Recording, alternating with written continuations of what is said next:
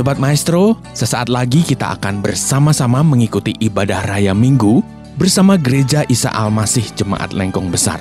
Selamat mengikuti.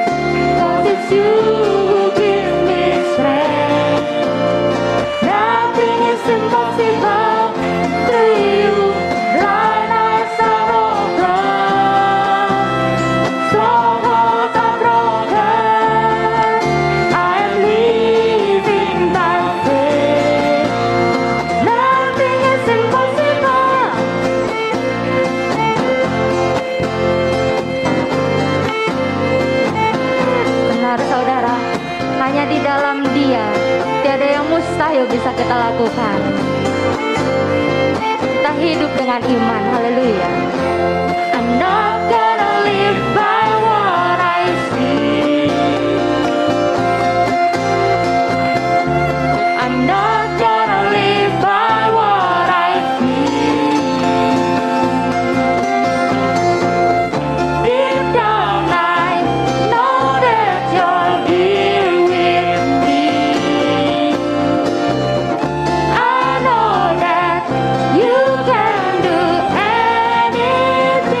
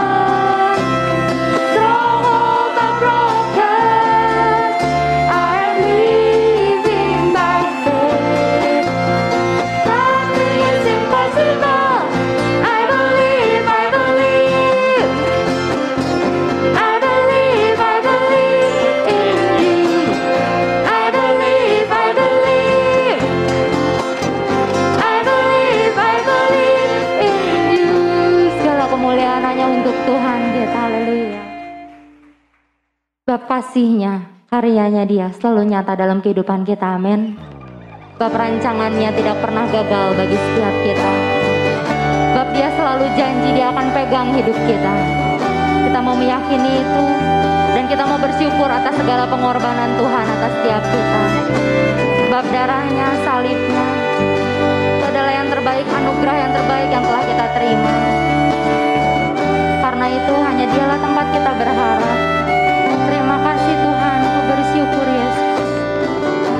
Kasih-Mu, karya-Mu, nyata dalamku. Kau pegang hidupku dalam tangan-Mu.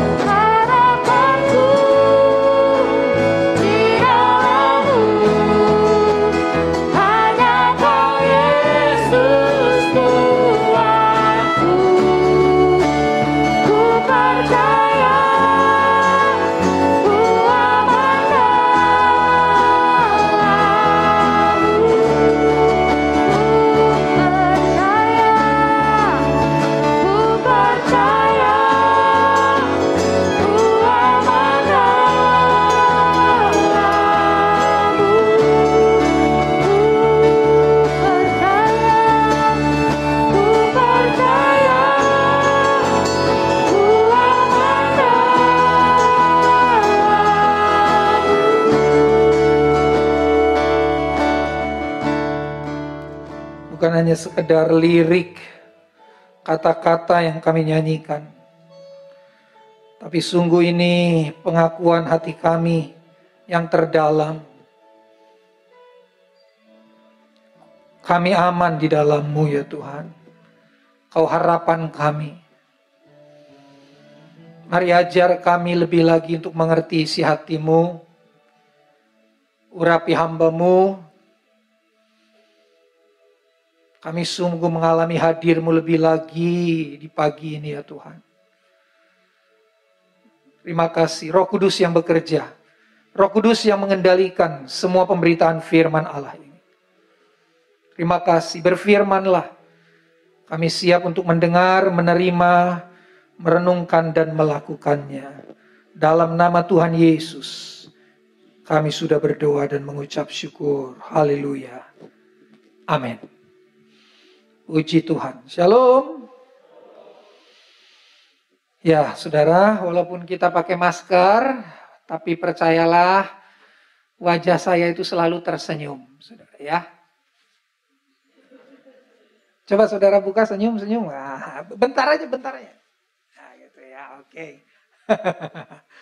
Baik, puji Tuhan. Tema kita, I can do all things. Saya bisa melakukan segala sesuatu. Pas saudara panggil saya, karena saya famnya sagala, saudara ya. Jadi I can do all things. Saya bisa melakukan segala sesuatu. Mari kita bahas tema ini dalam Yohanes 14 ayat 11 sampai 12. Yohanes 14 ayat 11 sampai 12, maaf. Yohanes 14 ayat 11 sampai 12. Percayalah kepadaku bahwa aku di dalam Bapa dan Bapa di dalam aku. Atau setidak-tidaknya, percayalah karena pekerjaan-pekerjaan itu sendiri. Aku berkata kepadamu, sesungguhnya barang siapa percaya kepadaku, ia, apa katanya saudara? Akan melakukan juga pekerjaan-pekerjaan yang aku lakukan. Nah ini dahsyat, ini powerful. Bahkan pekerjaan-pekerjaan yang lebih besar daripada itu. Wow. Sebab aku pergi kepada Bapa. Kenapa kita bisa mengerjakan pekerjaan-pekerjaan yang Yesus lakukan, bahkan pekerjaan-pekerjaan yang lebih besar daripada itu? Karena Yesus pergi kepada Bapa. Oke, cukup dulu. Sebelum kita ngomongin pekerjaan-pekerjaan hebat ini, saudara, sebelum kita hampiri ayat 12 ini lebih dalam, saya mau mengajak saudara ngomongin kata yang sering muncul di perikop ini. Kalau saudara baca Yohanes 14 ayat 1 sampai dengan ayat yang ke-14, ada satu kata yang sering muncul di perikop ini. Kata itu adalah percaya. Percayalah substansinya.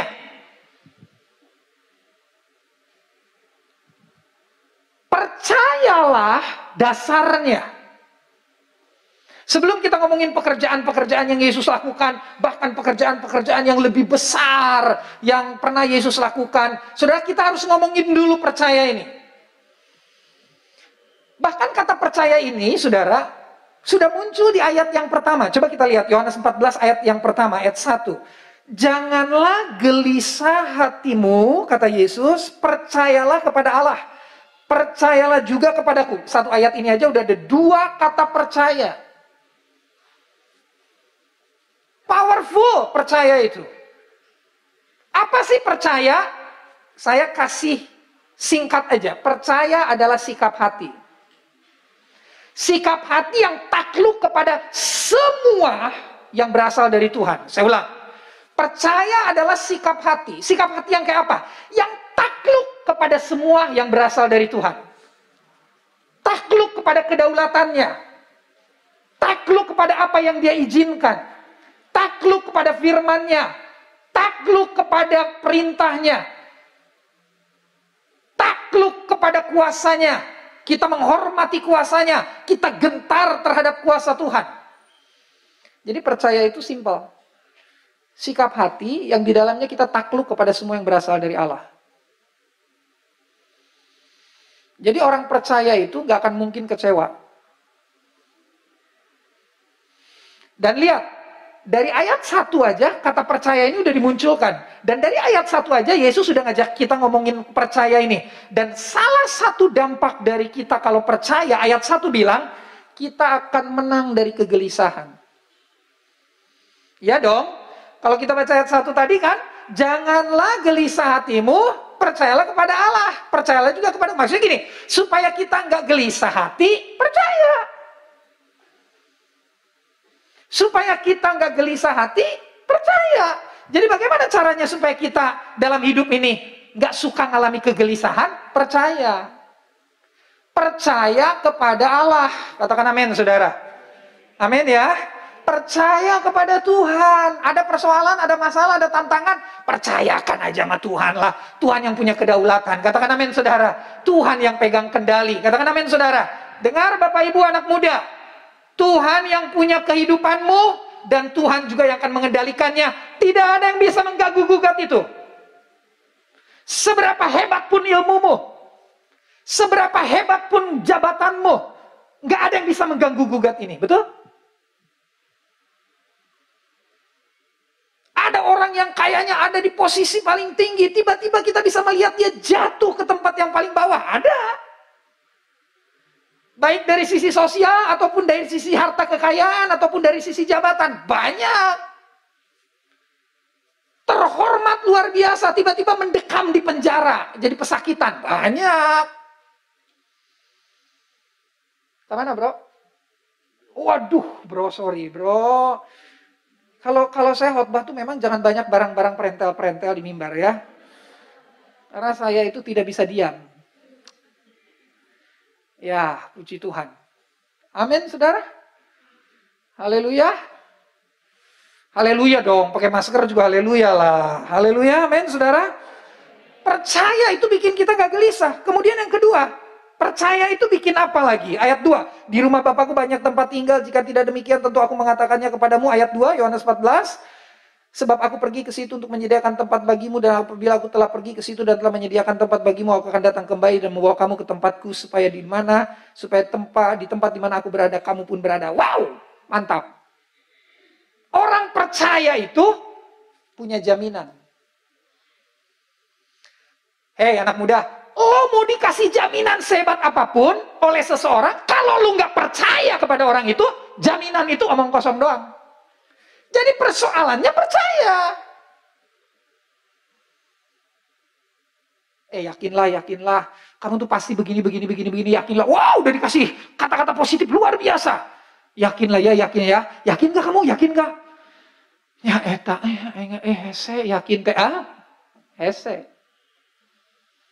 Saudara, saya mau bilang sama saudara, Yesus menjamin saudara ada di satu tempat kekal kelak di rumah Bapa, dan dia sedang menyediakan tempat itu bagi kita. Itu jaminan, tapi jaminan itu akan hanya jaminan lalu begitu saja, hanya sebuah perkataan verbal begitu saja, kalau kita nggak percaya. Percaya itu membuat kita punya jaminan. Percaya bukan membuat kita dengar jaminan. Percaya bukan membuat kita disodori jaminan. Percaya membuat kita punya dan hidup dalam jaminan itu. Saya berdoa supaya nggak banyak orang Kristen yang hanya tahu tentang jaminan, nggak hanya sering disodori jaminan, bahkan nggak hanya sekedar menghafal jaminan, tapi dia hidup dalam jaminan itu sebab dia percaya.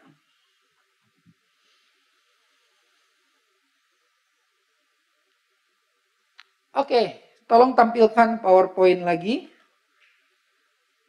Jadi percaya ini kata penting.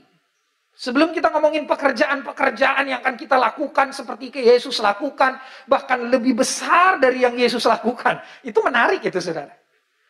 Tapi tunggu dulu, sabar. Kita pasti akan sampai ke sana. Nah, penghalang percaya itu, ini penghalangnya. Tidak mengenal. Coba lihat ayat 7 sampai ayat 8. Sekiranya kamu mengenal aku, pasti kamu juga mengenal Bapakku sekarang ini, kamu mengenal dia dan kamu telah melihat dia. Kata Filipus kepadanya, Tuhan, tunjukkanlah Bapa itu kepada kami, itu sudah cukup bagi kami. Ayat 9, kata Yesus kepadanya, telah sekian lama aku bersama-sama kamu Filipus, namun engkau tidak mengenal aku.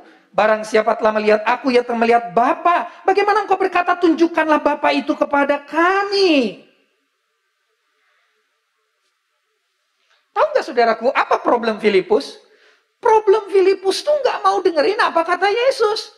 Kalau kamu lihat aku, kamu lihat Bapa. Oke, cukup itu. Penjelasan itu cukup. Tapi kita kan seringkali, saudaraku, ingin lebih jelas. Sorry, ingin lebih jelas dengan rada tell me itu beda tipis. Coba lihat kiri kanannya. Kamu tell me nggak gitu? Lihat kiri kanannya. Lihat kiri kanannya aja, nggak usah dicolek-colek dan temenang sentuhan, sama saudara ya. Ya, harus diperjelas lagi kata Yesus tuh. Kamu tuh nggak ngerti Nando. Kalau kamu lihat aku kata Yesus, kamu tuh udah lihat Bapa. Tapi anger kan itu ngerti-ngerti. Yesus bilang ini orang gak mengenal aku. Gak kenal itu bikin kita gak percaya, saudara. Gak mungkin lah. Ibu percaya kepada saya, padahal ibu gak kenal saya siapa, kan gak mungkin ya Bu ya. Ci, ya betul ya Ci? Gak mungkin lah, saudara. Saudara gak mungkin kalau gak kenal terus langsung bisa percaya itu gak mungkin. Ya. Kecuali yang anak-anak muda yang lagi itu loh, Nando langsung ketawa, Nando, pandangan pertama gitu ya, Nando ya. Gila, Nando, pandangan pertama itu langsung lu bikin jatuh cinta sama dia, lu gak kenal. Itu pengecualian. Itu yang disebut dengan cinta buta. Tapi gak apa-apa, anak-anak muda memang begitu. Dulu juga Pak Paulus begitu ya, Pak Paulus ya. Ada ya Pak ya, kesan pertas ya gelis, aduh sia, eta serina meni ramah gitu seri itu, aduh luar biasa, langsung jatuh cinta. Mungkin anak muda bisa begitu, tapi kalau kita ke Tuhan nggak boleh begitu. Kita harus belajar terus dalam pengenalan akan Tuhan. Makanya mulai sekarang, jadikan doa kita, Tuhan, jadikan aku berhasil dalam pengenalan akan Engkau.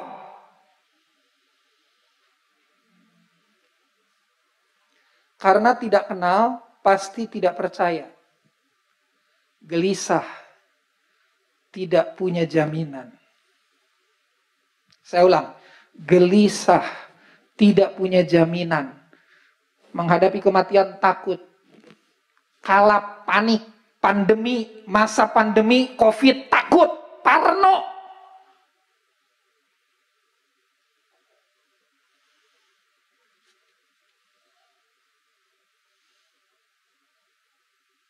Berjaga-jaga harus, tapi kalau udah parno, wah itu salah.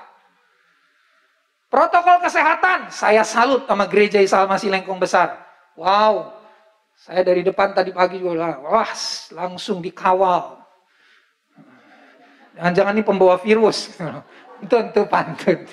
Itu dikawal, karena baik itu asyirnya. Pak silakan Pak cuci tangan, Pak cuci tangan. Padahal saya karena keluar di mobil, nges mandi bersih, cai hanet, diantapani, saudara, tapi nyangges lah. Cai diantapani berlaku, jeung cai di lengkong. Nggak apa-apa, ikutin, saudara. Ya, clear, no problem. Tapi kalau jadi parno, ibadah jadi nggak mau datang, padahal pemerintah udah izinkan. Tapi ke pasar Ciroyom, pasar Andir, nggak poe. Kumaha itu. Tapi luar biasa loh. Yang hadir banyak, ini hebat loh. Coba tepuk tangan dulu buat saudara-saudara ya. Wow, saya berdoa supaya saudara hadir di rumah Tuhan ini karena saudara rindu mengenal Dia lebih lagi. Amin, saudara. Ya, Yuk kita lihat apa sih kerinduan Musa, seorang yang hebat yang dijadikan patokan oleh bangsa Israel sampai hari ini. Musa, Keluaran 33 ayat 13. Keluaran 33 ayat 13 tentang mengenal ini. Musa punya kerinduan dalam hidupnya yang paling dalam. Pertanyaan, apa sih kerinduan Musa yang paling dalam hidupnya?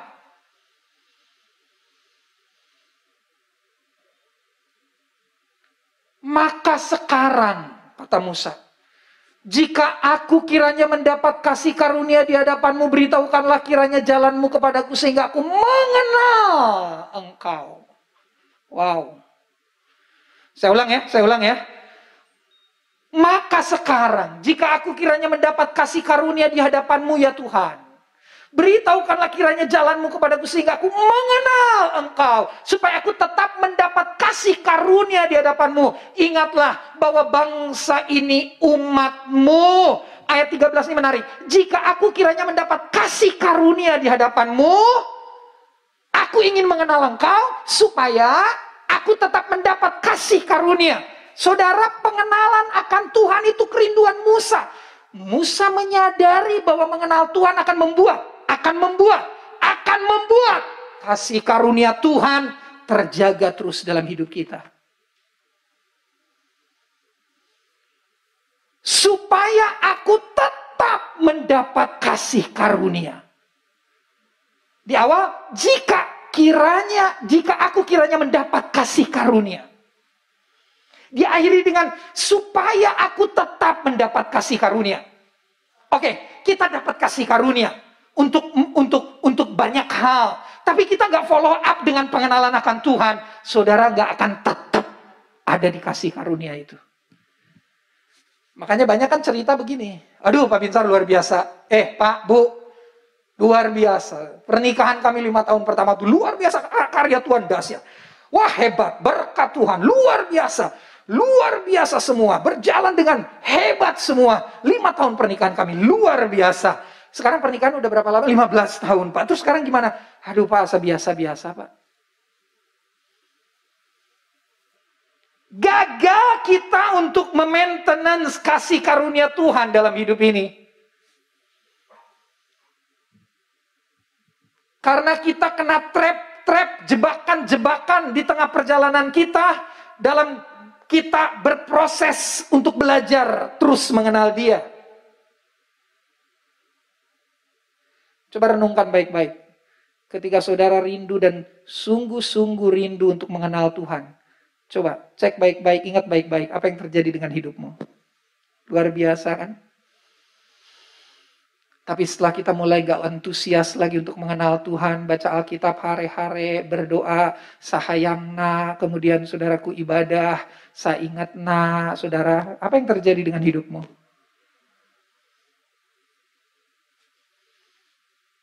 Musa adalah orang yang dipakai Tuhan luar biasa. Sampai hari ini Musa jadi patokan orang Israel. Ada satu lagi yang jadi patokan orang Israel. Namanya Binsar Daud. Namanya Daud.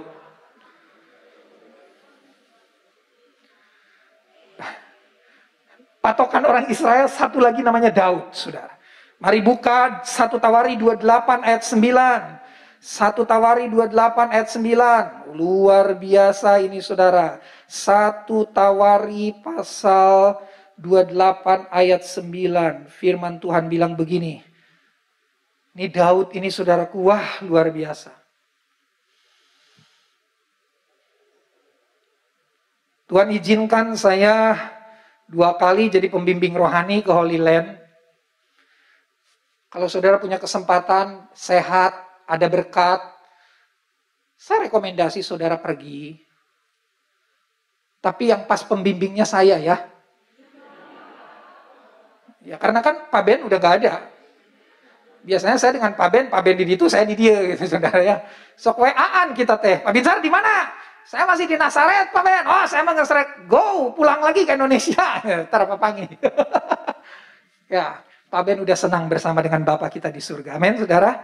Ya. Saudaraku yang terkasih, kalau saudara pergi ke Yerusalem kota tua di daerah tembok ratapan, Daud ini itu kuburan Daud itu ada di sana. Petinya, saya mau tanya dulu, Daud itu pendek atau tinggi? Tong asa-asa ada Daud nama nge-eueuh kalem ya. So, Daud itu pendek atau tinggi? Pak, Madani. Pendek. Pak, Daud itu mata saya teh binsar Daud, dah pendek.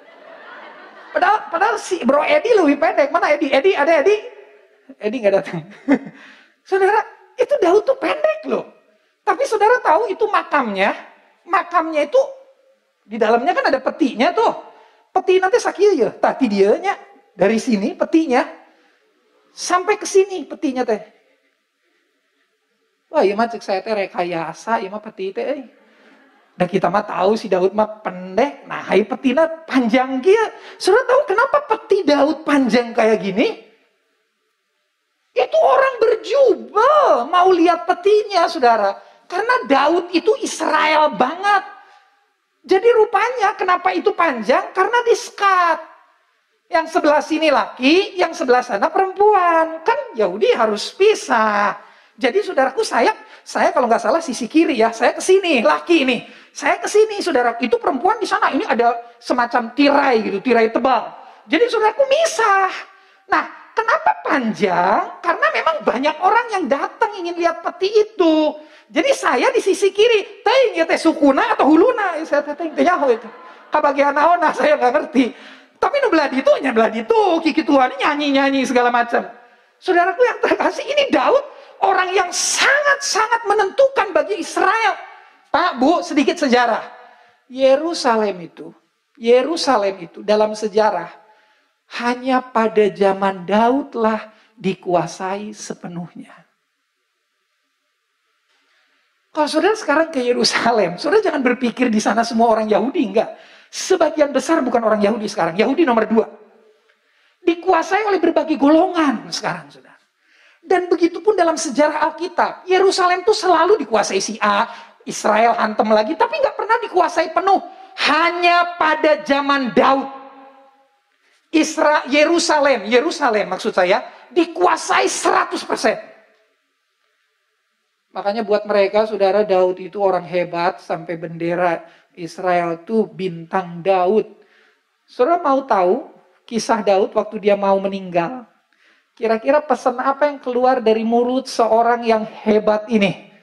Hebat bukan berarti nggak pernah jatuh. Dia pernah jatuh, saudara. Tapi Daud bangkit. 1 Tawari 28 ayat 9. Dan engkau anakku Salomo. Ini pesan Daud sebelum dia meninggal ke anaknya. Kenalah Allahnya ayahmu. Maksudnya apa tuh? Kenalah Allahku. Itu maksudnya. Dia lagi pesan ke anaknya nih. Hai Salomo, anakku, kenalah Allahnya ayahmu dan beribadahlah kepadanya dengan tulus ikhlas dan dengan rela hati. Sebab Tuhan menyelidiki segala hati dan mengerti segala niat dan cita-cita. Jika engkau mencari dia, maka ia berkenan ditemui olehmu. Tetapi jika engkau meninggalkan dia, maka ia akan membuang engkau untuk selama-lamanya. Daud tuh punya nasihat sederhana buat anaknya Salomo. Salomo, hidup mengenal Tuhan kamu teh. Mo, hidup mengenal Allah kamu teh mo. Ya, oke, sekarang ambil inisial depan. Sal. Kamu teh belajar mengenal Allah, Sal. Itu nasihat terakhirnya. Tapi saudara tahu kemudian di pasal berikutnya, di 2 Tawari pasal-pasal awal, Salomo lupa. Tuhan nanya, kamu mau minta apa? Naon deui itu. Tuhan tanya, kamu mau minta apa? Salomo nggak ngomong gini, Tuhan, aku mau minta roh pengenalan akan Engkau. Minta hikmat, supaya sukses, supaya berhasil. Bapak Ibu, tolong. Minta hikmat itu nggak salah. Minta hikmat itu nggak jelek. Tapi yang terutama kita harus punya pengenalan akan Allah. Karena di situ letak kita percaya kepada Dia. Dan kalau saudara sudah percaya kepada dia, saudara pasti mengerjakan perkara-perkara yang hebat bagi dia. Iya dong. Makanya waktu Yesus ngomong kamu akan mengerjakan segala pekerjaan-pekerjaan aku lakukan bahkan lebih, itu diawali dengan percaya dulu. Gak ujuk-ujuk gitu loh.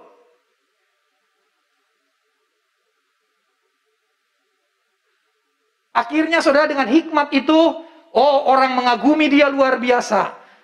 Wanita 1000 orang di sekeliling dia, terjebak dengan penyembahan berhala. Pertanyaan, masuk neraka atau masuk surga Salomo? Tenyaho. Bung saya mampu ngomong masuk surga masuk neraka, lain Tuhan saya mas saudara. Tapi intinya Salomo jatuh dalam penyembahan berhala, punya 1000 wanita di sekelilingnya. Bulas mage hiji hese beakna saudara komo 1000.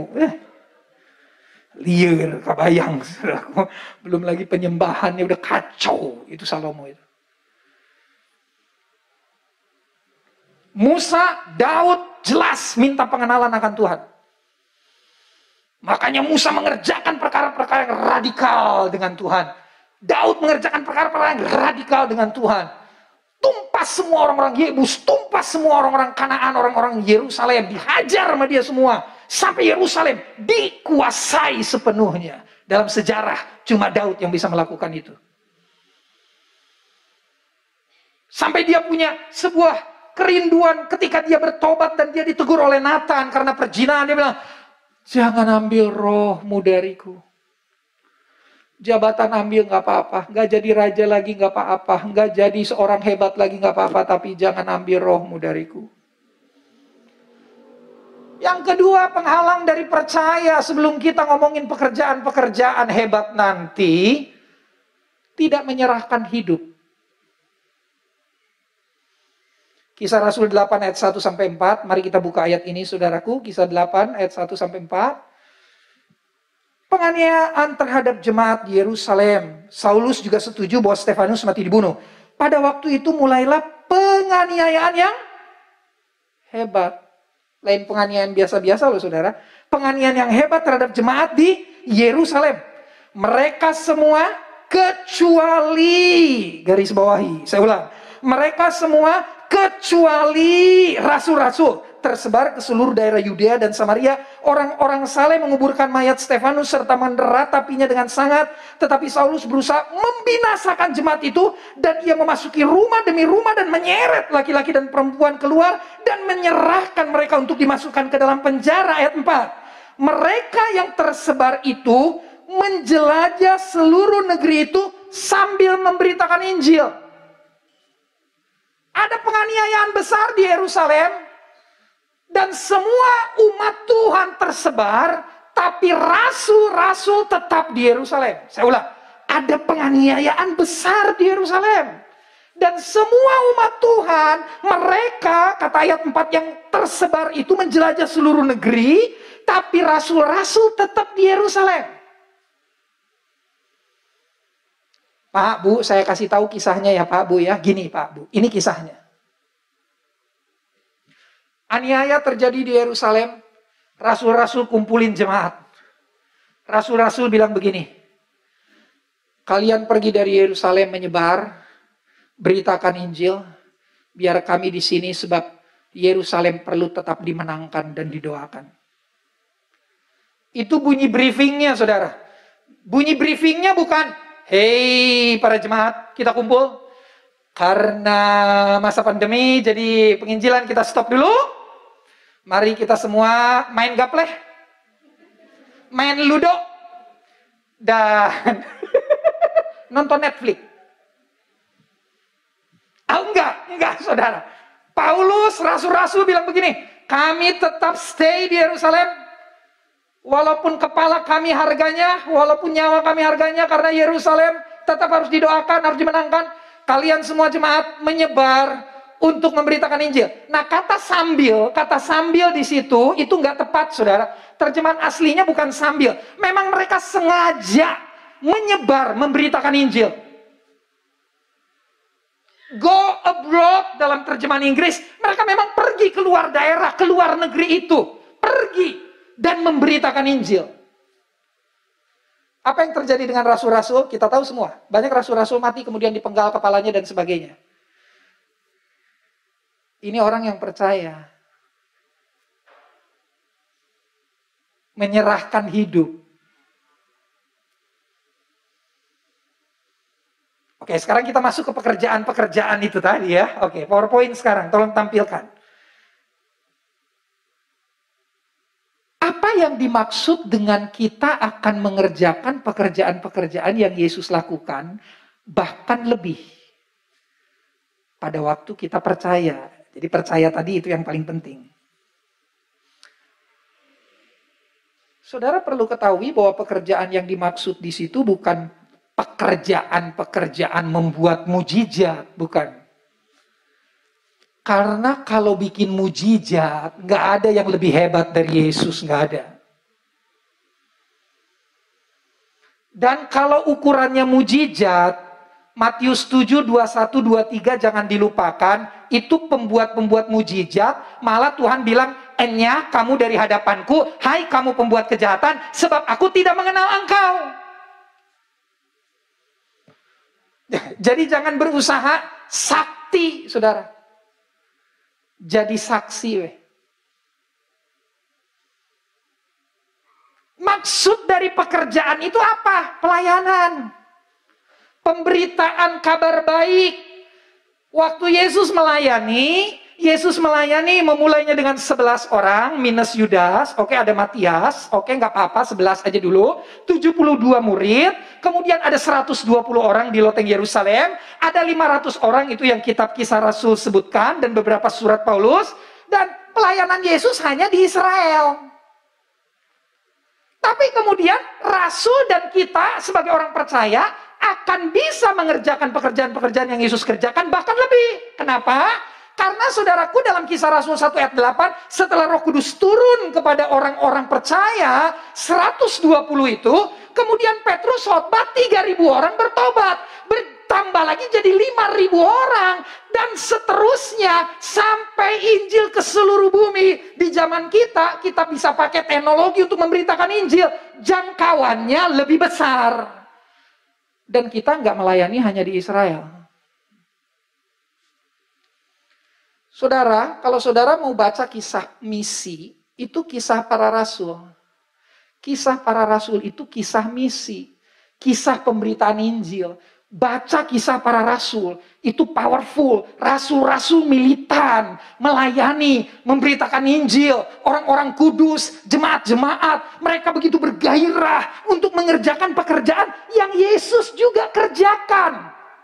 Bahkan lebih besar jangkauannya. Kenapa lebih besar jangkauannya? Karena tadi Yohanes pasal 14 ayat 12 bilang, sebab aku, kata Yesus, pergi kepada Bapa. Kamu yang aku utus sekarang, lanjutkan, semakin besar. Coba buka Kisah Rasul pasal 29 ayat 4. Buka, jangan ditampilkan. Kisah Rasul 29 ayat 4, coba buka. Jangan ditampilkan. Kisah Rasul 29 ayat 4. Sekali lagi, Kisah Rasul 29 ayat 4.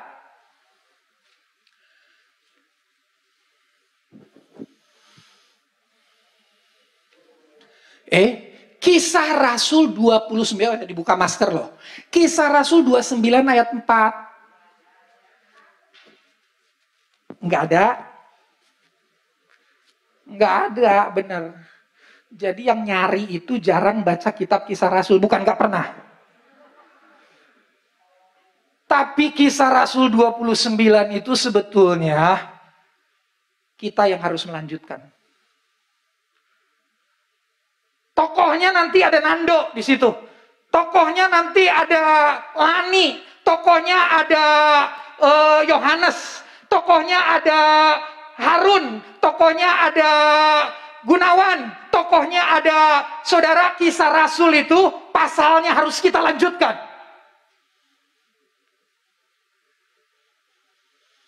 Kalau saudara dan saya percaya, saudara akan mengerjakan pekerjaan-pekerjaan yang Yesus kerjakan, bahkan lebih. Dan kita bersyukur sebab pekerjaan-pekerjaan itu adalah pekerjaan-pekerjaan yang bernilai kekal. Dahsyat. Saya bersyukur saya diizinkan Tuhan melakukan pekerjaan-pekerjaan itu.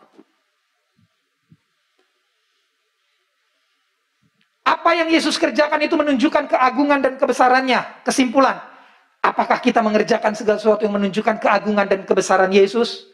Itu yang dimaksud dengan I can do all things. Segala sesuatu yang di dalamnya kita membesarkan dan mengagungkan Tuhan. Kenapa? Karena saudara dan saya orang-orang yang percaya. Mengenal kepada siapa kita percaya. Dan kemudian menyerahkan hidup total kepada siapa kita percaya. Tuhan Yesus memberkati. Mari kita tundukkan kepala. Tuhan, kami bersyukur. Bersyukur untuk kebenaran firman-Mu. Kami mau belajar. Percaya. Ketika kami percaya sungguh, ada dalam pengenalan di dalamnya, ada penyerahan hidup di dalamnya, kami akan mengerjakan pekerjaan-pekerjaan yang Engkau juga kerjakan. Bahkan lebih. Terima kasih untuk pekerjaan yang hebat yang Kau percayakan bagi gereja-Mu di tempat ini. Biar gereja Isa Al-Masih Lengkong Besar menjadi gereja yang menggenapi kerinduan Tuhan. Untuk memperluas area pekabaran Injil. Untuk memperbesar kerajaan Allah di muka bumi ini. Sobat Maestro, Anda telah mengikuti ibadah Raya Minggu bersama Gereja Isa Al-Masih Jemaat Lengkong Besar. Terima kasih atas kebersamaan Anda. Selamat hari Minggu dan Tuhan Yesus memberkati.